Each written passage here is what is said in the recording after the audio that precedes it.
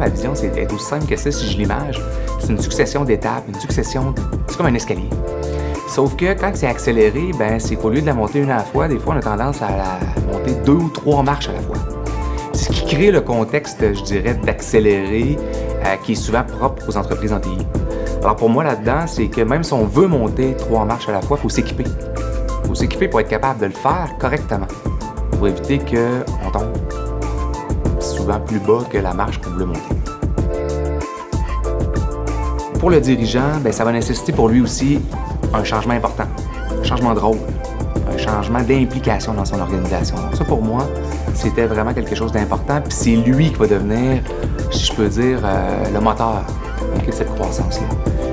Comment positionner une fonction RH dans ce contexte-là? Parce que c'est un incontournable.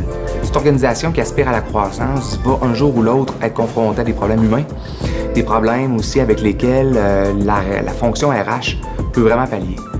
Et là, ben, les moyens pour y arriver, j'ai tenté de faire un inventaire de pratiques de gestion des ressources humaines qui m'apparaissaient pertinentes dans un contexte de croissance accélérée, qui permettent en fait aux clients, aux clientèles qui ont pu l'écouter, ben, choisir ce qui correspondait à leur réalité. D'éviter les étapes ou comme s'il y avait juste une escalier puis c'est celle-là qu'on doit prendre. C'est pas vrai. Faire des choix qui fit avec leur organisation, qui fit à leur passage à eux. D'éviter les formules toutes faites. On a eu la chance d'avoir des panélistes qui venaient d'horizons différents. Un associé, un actionnaire, on a eu quelqu'un de RH et on avait quelqu'un qui était du monde universitaire.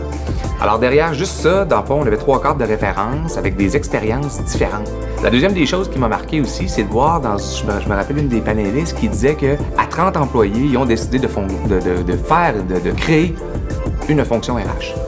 Alors que généralement, on voit que c'est à 50, 70 qu'on voit apparaître cette fonction-là.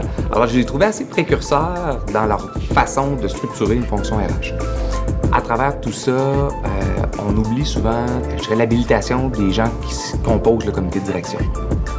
Alors, on va mettre de l'accent sur les employés qui arrivent, on va mettre de l'accent sur les gestionnaires qui sont promus, on va mettre de l'accent sur plein de pratiques, façons de faire, rôles, etc.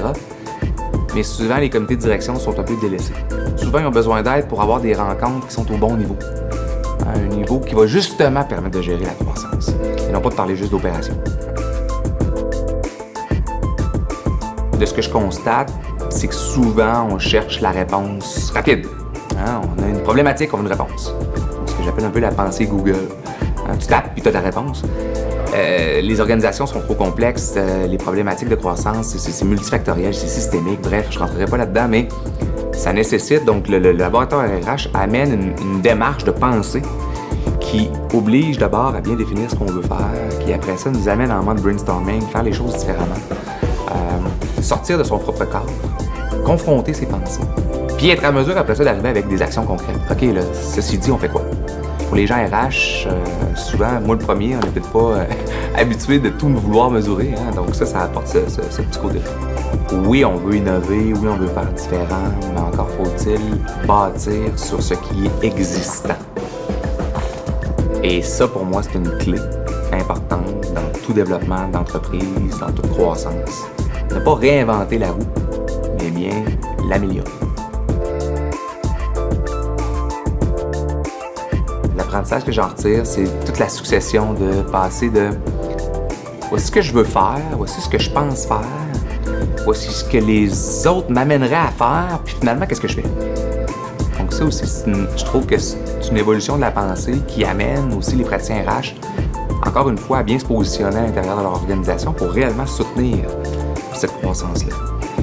Puis la dernière chose que je retiens aussi à travers ça, puis qui pour moi m'apparaît aussi important, c'est comment les gens en RH peuvent faire la différence à l'intérieur d'une croissance d'entreprise par des pratiques, puis par des pratiques qui fit avec la culture, qui fit avec les dirigeants. Donc moi, je savais un mot de la fin, c'est arrêtons d'essayer d'être le meilleur.